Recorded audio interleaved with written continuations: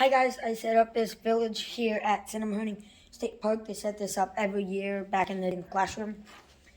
They are having a open house on December 17th. You guys can come check this out and come check this. And on December 17th for the open house, you guys can actually